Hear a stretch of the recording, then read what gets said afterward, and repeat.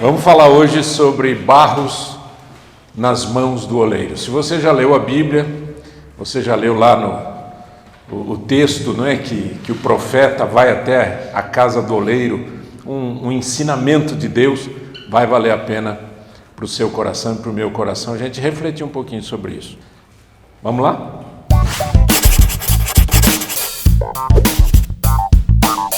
Jeremias 18, 1 a 4 diz assim: palavra que foi dita a Jeremias da parte do Senhor. Levante-se e desça até a casa do oleiro, e lá você ouvirá as minhas palavras. Desci à casa do oleiro, e eis que ele estava trabalhando sobre a roda. Como o vaso que o oleiro fazia de barro se estragou nas suas mãos, ele tornou a fazer dele outro vaso, segundo bem lhe pareceu.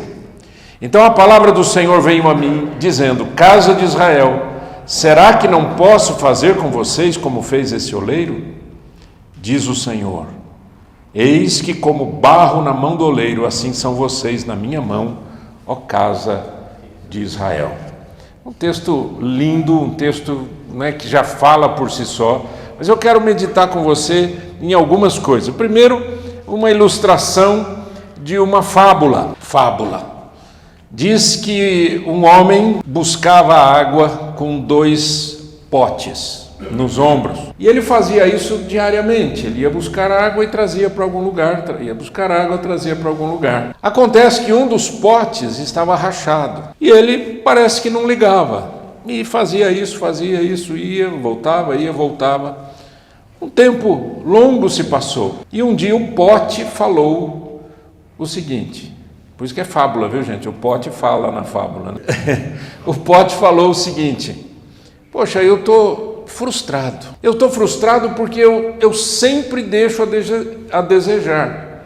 Você sempre vai buscar água e eu sempre volto meio vazio, porque a água vai caindo. E aquele homem disse: você não me deixa frustrado. Na verdade, eu fiz de propósito. E do seu lado eu plantei flores. E todos os dias esse pote regava as flores.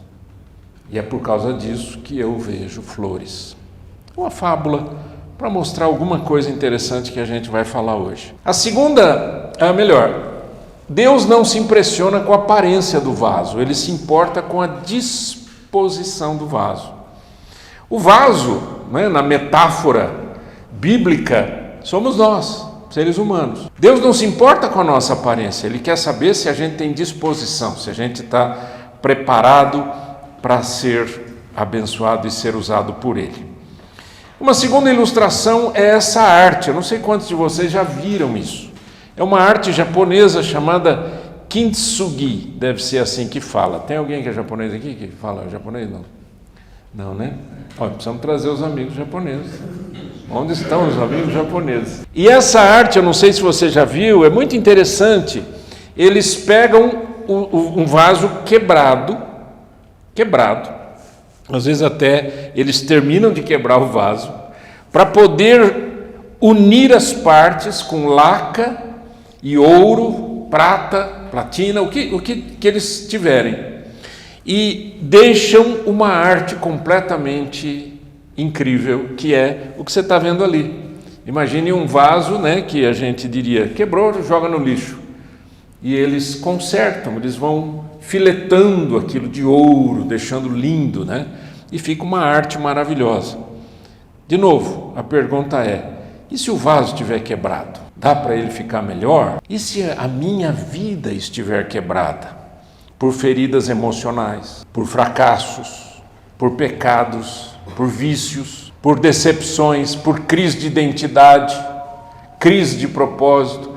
Tudo isso pode estragar o vaso, não é? De novo, o vaso sou eu e você. Quantas vezes a gente passa por situações assim? Só que a gente fica nessa, né? Vai melhorar, amanhã vai ficar melhor, e na verdade a gente tem que enfrentar a situação. E a gente tem que se dispor, né, para que Deus faça aquela arte no nosso vaso, na nossa vida. Eu não sei quantos aqui estão em algum momento passando por alguma situação difícil, Mas eu acho que todos nós passamos por momentos difíceis. Ou não? Né? Nós, os homens, falamos pouco. Alguns, né? Ou a maioria fala pouco. Tem alguns que falam mais que eu não sei o que acontece. Não é verdade? Mas vocês estavam pensando que eu ia falar mais que mulher, né? Eu não vou fazer isso. Mas fala bastante. Eu conheci uma pessoa assim, que falava muito, falava bastante demais. Sabe qual é o problema quando você fala muito? Sabe qual é? Tudo isso que vocês conhecem e mais algumas coisas. Quando você fala demais, é porque você gosta demais da sua voz. Porque você gosta demais de ouvir a si mesmo. E quem fala demais não ouve ninguém. E uma maneira da gente ajudar as pessoas é ouvindo. Concorda ou não? Eu sou muito fã da amizade que a gente pode criar. Nós homens, né? Precisamos ter amigos, né? E eu sou muito fã, sabe, desse bate-papo de cafezinho. Na época do Holy Hour, eu me lembro que eu fiz um desafio para o pessoal, disse assim, olha gente, vamos criar um movimento chamado Holy 45, que era 45 minutos. 45 minutos você conversa, toma um café e não sei o quê. Teve uma turma que extrapolou, era almoço, eles faziam almoço. Uma vez por semana, fazia churrasco, mas não é 45 minutos? De jeito nenhum. Virava umas 2 horas de bate-papo. Mas eu sou muito fã da gente conversar. Por quê? Porque essas dores, essas rachaduras que vão existindo na nossa vida, muitas vezes existiram na vida do seu amigo. E um bate-papo vale a pena. Nunca fique sozinho, nunca fique isolado. O isolamento é um perigo. Vocês sabiam disso? Não? É um perigo. A gente ficar isolado é um perigo. Você pensa bobagem, você faz bobagem, você decide errado. Não é? Converse com as pessoas, crie amizades e dessa maneira, quem sabe, não é? Você vai estar regando flores pelo caminho, né? Com aquela rachadura que você acha que não tem mais jeito. Mas o texto bíblico mostra para a gente algumas coisas, e eu quero ver com vocês. Dividir isso em 3 ou 4 momentos aqui. A primeira é a força do homem está na sua rendição a Deus. A força do homem está na sua rendição a Deus. Quero que você pense nisso. O texto que a gente leu mostra Jeremias, o profeta, tendo uma experiência muito interessante, porque Deus diz para ele, vai na casa do oleiro, vai lá ver. Vocês já viram gente trabalhando com barro, né? Argila, né?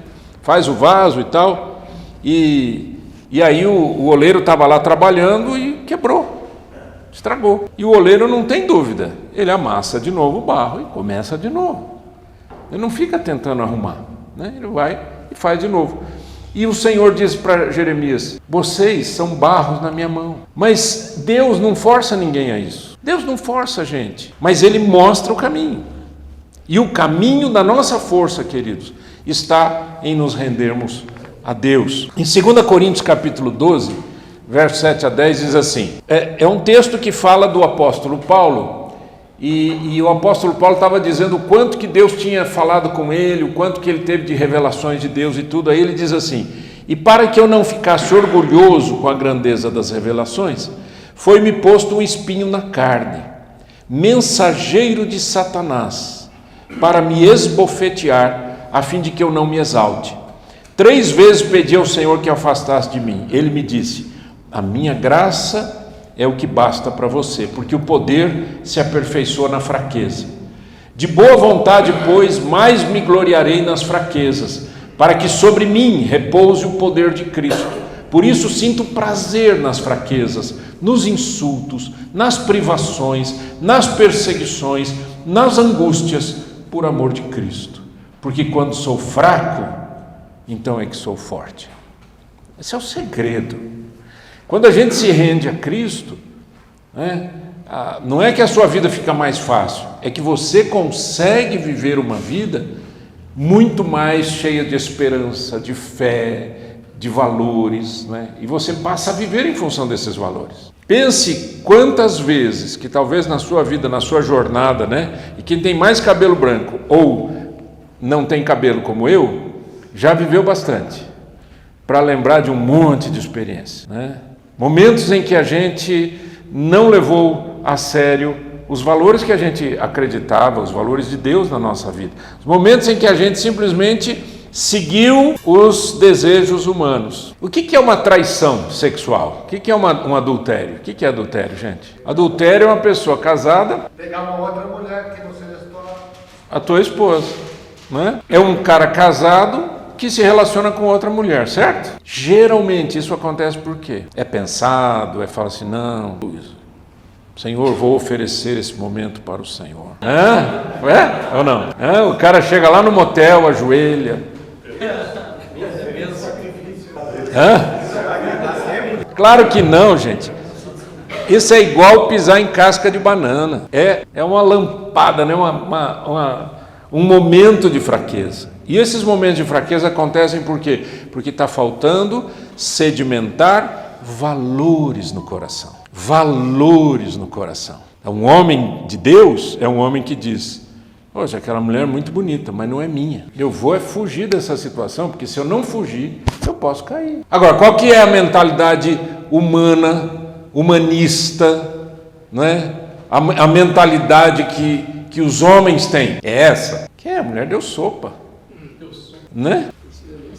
Até os termos que os jovens utilizam hoje, que você utilizou agora, que os jovens já vêm cunhando já há algum tempo, né?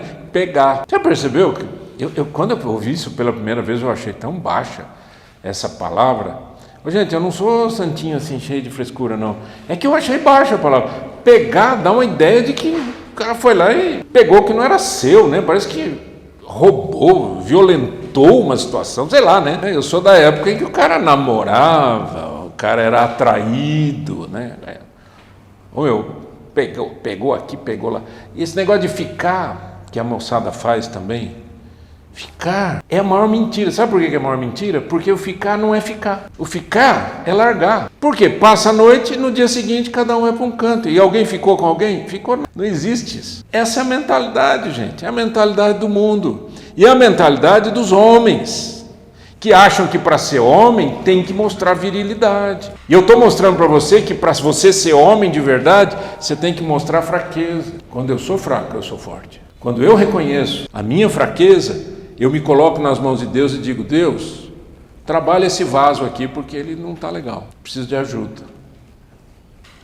Preciso de ajuda. Segundo, maleabilidade diante de Deus é sabedoria e não fraqueza. O orgulho endurece o barro. O orgulho endurece o barro. Pensa comigo. Em Deuteronômio 8 tem um texto que eu acho um dos mais significativos em relação a gente ser grato a Deus. Olha só. Tenham cuidado de não se esquecer do Senhor seu Deus, deixando de cumprir os seus mandamentos, os seus juízos e os seus estatutos que hoje lhes ordeno.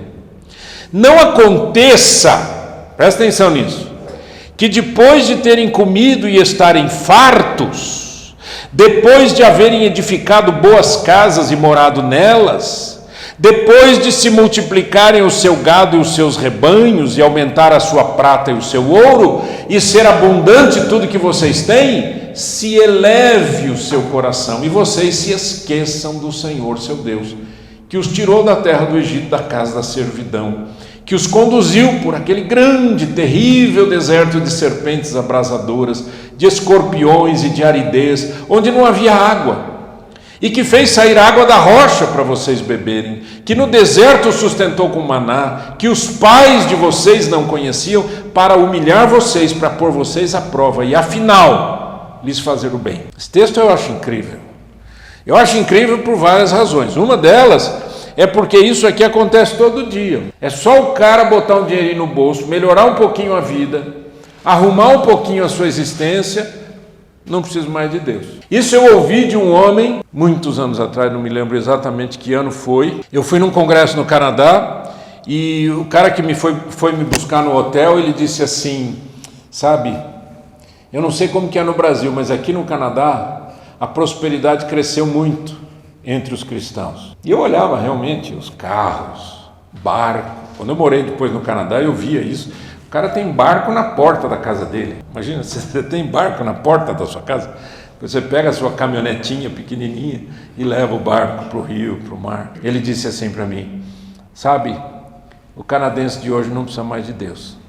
Exatamente isso aqui. Não precisa de Deus. Tem tudo. Eu achava muito estranho quando eu morei lá, que eu ia numa loja, eu queria fazer o que eu fazia aqui no Brasil, né? Eu ia numa loja, por exemplo, e eu era atendido pelo Zezinho, né? E aí eu voltava lá e eu procurava o Zezinho, porque o Zezinho era um cara muito legal. Aí se eu voltasse de novo, eu procuraria o Zezinho. Aí eu lá no Canadá eu tentei fazer isso. Eu falei, onde é que está o fulano que me atendeu? Não, ele só trabalha terça e quinta aqui. Como é que vive esses caras? Trabalha terça e quinta, junta um dinheirinho, daqui a pouco ele pega, vai para uma viagem, daqui a pouco ele vai para o barco, vai para não sei aonde. Essa prosperidade faz isso. Enche o bolso do cara de dinheiro, como é que o cara fica? Diz o texto aqui, ó, o coração se eleva, né? Se eleve o seu coração e vocês se esqueçam do Senhor. Cuidado. Orgulho é uma desgraça, gente. Soberbo é uma desgraça. E os caras que mais falam que não são soberbos são os mais soberbos, porque eles acreditam na mentira que eles contam. Humildade é um privilégio, gente. Mas sabe o que é uma pessoa humilde? Não é uma pessoa pobre. Uma pessoa humilde é uma pessoa maleável nas mãos de Deus. E uma pessoa soberba é uma pessoa que diz, eu não preciso de Deus. Ainda que muitas vezes tenha uma vida religiosa. Porque para ser religioso, gente, basta você escolher um caminho de fé que você achar e seguir, não é? Isso é religioso. Mas para ter um relacionamento com Deus, você tem que andar de acordo com aquilo que Deus estabeleceu. Só que aí tem um monte de coisa que Deus fala e que a gente não gosta. Ou você gosta de tudo que Deus fala? Está aqui, ó, Deus dizendo para o povo, vocês lá no deserto, eu humilhei vocês. Sabe para quê? Para fazer o bem no final. Eu pus vocês na condição de ser humano e não na condição de deuses, para vocês acreditarem e viverem de acordo com a fé. Né? Terceiro, está dando sono? Não. Esquece o frango. Larga a mão desse frango aí. Vocês já comeram. Acordem. Vamos lá. Número 3. Nas mãos de Deus até os vasos quebrados têm propósito. É o vaso do japonês lá. Até vaso quebrado tem propósito. Tem gente que diz assim, não, cara, minha vida acabou. Você já ouviu essa frase? Ou talvez você já tenha dito isso.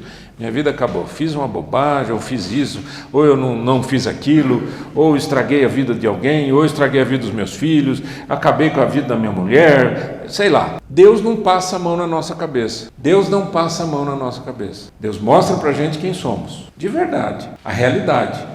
E a realidade, quando Deus mostra, é para a nossa cura. Quando Deus mostra para a gente onde que está doendo, é para curar. Mas o problema é que o sofrimento no ser humano cria um problema sério para a gente. Sabe qual é? O desejo de anestesiar o problema. Depois que inventaram então os remédios aí, né, que os psiquiatras dão e tal, que são importantes, são, né, bons, depende do momento, etc. Mas o povo começou a usar deliberadamente. Outro dia eu estava andando numa rua aqui em Curitiba, eu falei para minha esposa, olha que interessante, tem uma farmácia aqui, a tal. Ela falou, grande, né? Eu falei, Olhei para o outro lado, olha, tem uma outra farmácia aqui também, a outra está aqui.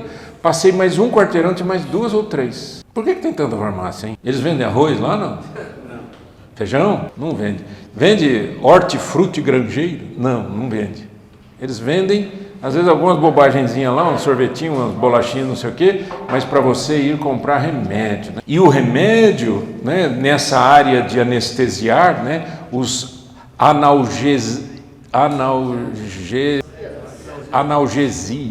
essa palavra que eu queria lembrar. Os analgésicos, né, analgesiam a nossa dor.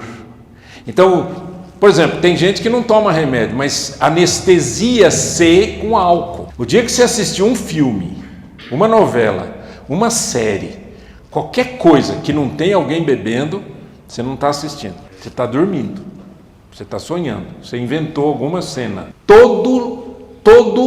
Todo filme tem uma pregação, e a pregação é, você está com problema? Enche a cara. E não importa quem seja, meu amigo. Médico, o cara lá tá cuidando do... Rapaz, vamos beber alguma coisa. Polícia, vamos beber alguma coisa. Estudante, vamos beber alguma coisa. Os doramas da vida, sabe o que é dorama, não? Vocês não são atuais? Séries coreanas. Essas séries coreanas, o que o povo bebe, e parece pinga aquele troço, porque é um negocinho branquinho, parece água, né? Pequenininho assim, ó, e o nego vai virando, e vai virando, e vai virando, e vai virando, e depois sai cruzando as pernas, né? Gritando e tal. É uma forma de analgesiar. O álcool, ele deprime o sistema nervoso central, né? A pessoa se sente mais calma, né? Agora eu vou te fazer uma pergunta. Quando você tem um problema, o que você mais precisa fazer? Orar a Deus, é claro, mas o que você precisa fazer com o problema? Resolver o problema. Você tem que enfrentar, certo ou não? Tem que enfrentar. Agora, você consegue enfrentar um problema cruzando as pernas? Não. Você consegue fazer isso enchendo a cara de remédio para dormir ou coisa parecida, sei lá. Não, você não consegue. E aí então o que a gente faz? A gente foge. Existe uma palavra grande para isso, chama-se procrastinação. A gente simplesmente empurra com a barriga o problema para lá, deixa, depois resolve. Vai dar certo. E eu não sei por que a gente fala essas bobagens, porque só vai dar certo se der certo. Por que a gente fica se enganando, né? Não, vai dar certo, fica tranquilo, vai dar certo. Fica tranquilo, vai dar certo. Como fica tranquilo, vai dar certo? Você tem que resolver o problema. Imagina que você... Dá uma desligadinha no celular, querido. É esse passarinho, não. Vamos dar uma estilingada nesse passarinho. Tá bom, Marcelo, fica tranquilo. Tá em paz. Volta aqui para mim. Imagine... Desliga, então. Imagine você... Não leva a mal o que eu estou falando, não, mas é porque o celular, ele invade a gente, né? Você tá... Ai, gente, vamos lá. Imagine a cena, você está dirigindo, furou o pneu, carro. Acontece com todo mundo. Aí você olha para alguém que está do teu lado e diz assim, fica tranquilo, vai dar tudo certo. Não é para ficar tranquilo, essa hora não é para ficar tranquilo. Você vai arregar essa manga, vai pegar o macaco, aí você vai eventualmente descobrir que você não tem o step. Você está na estrada chovendo, vamos piorar a situação, na curva, numa serra, furou o pneu, você não tem step. Aí você olha para a pessoa que está com você e diz, fica tranquilo, vai dar tudo certo. Não vai dar certo, né? Eu descobri hoje que o farol baixo meu de um lado não tá funcionando. O que você acha que eu vou fazer amanhã? Eu tenho que fazer isso, eu tenho que enfrentar o problema. Tem que ir lá e trocar a lâmpada, sei lá o que é. É a lâmpada. Então, vamos voltar aqui.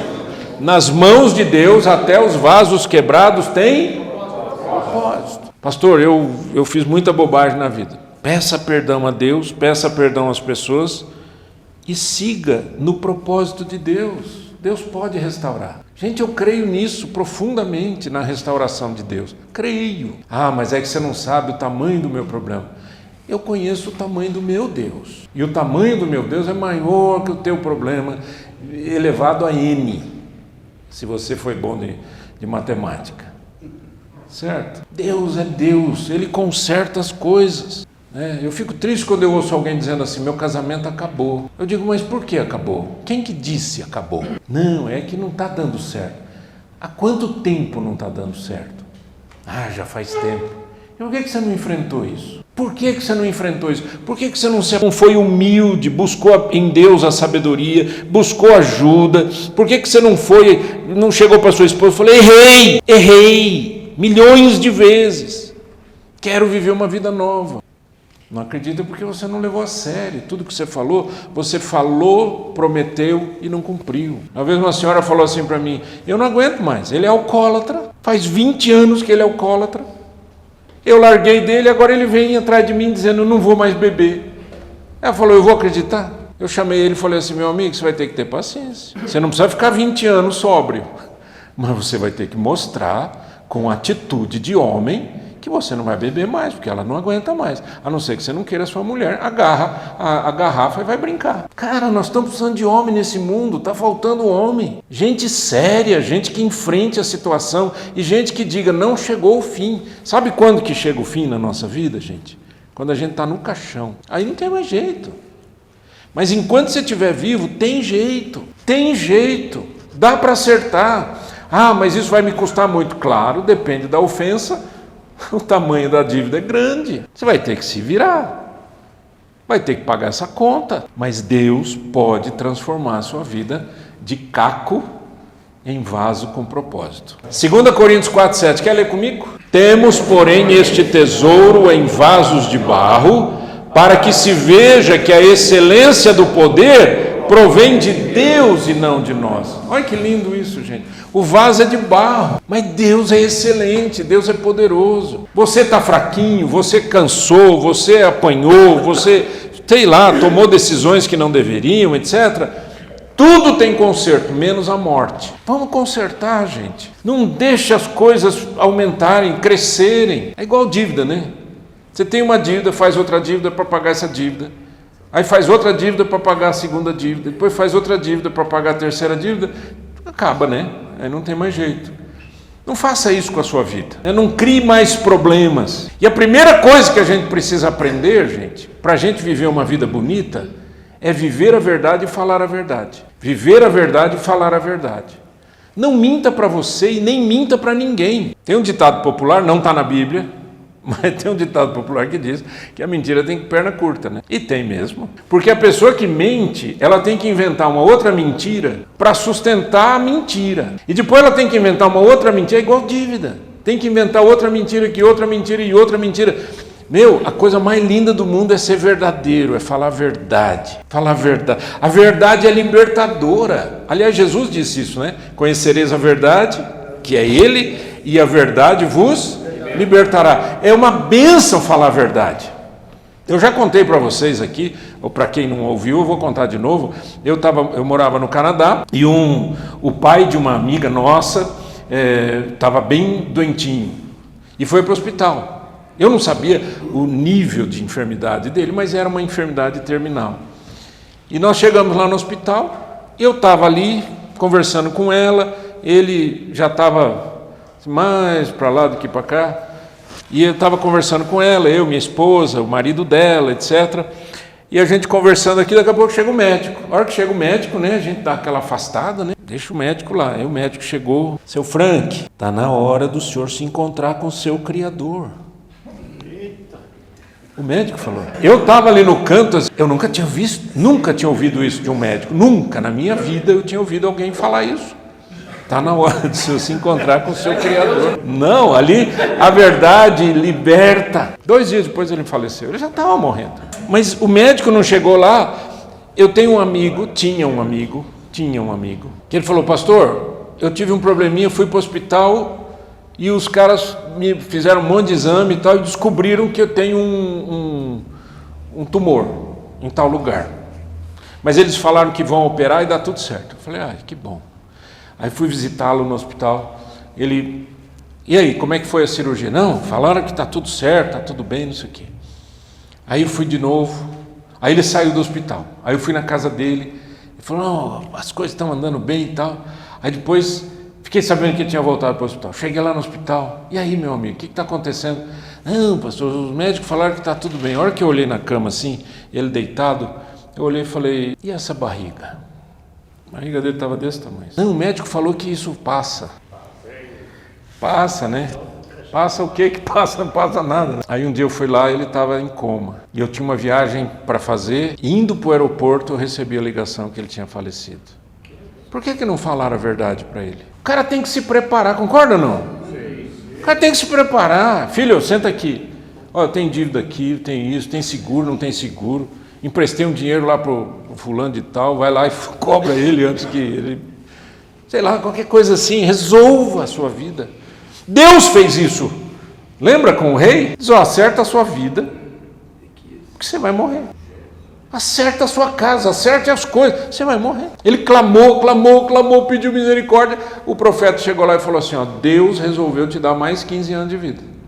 Sabe o que quer dizer Deus te deu 15 anos de vida? Significa, acerte a sua vida, porque daqui 15 anos o relógio vai parar. Quando é que o seu relógio vai parar? Eu não sei o meu.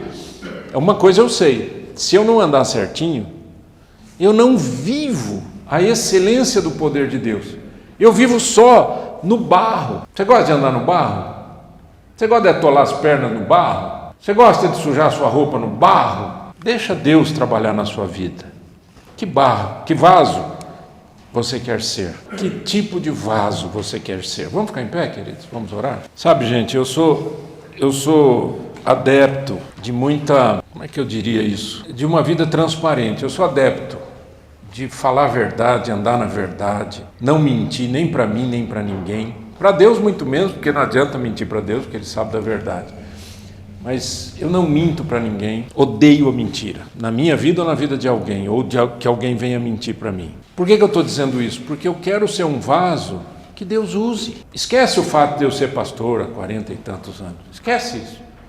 Pensa num homem, eu sou trabalhador, eu trabalho, dou treinamento, faço coaching, mentoria, trabalho duro para sustentar minha casa.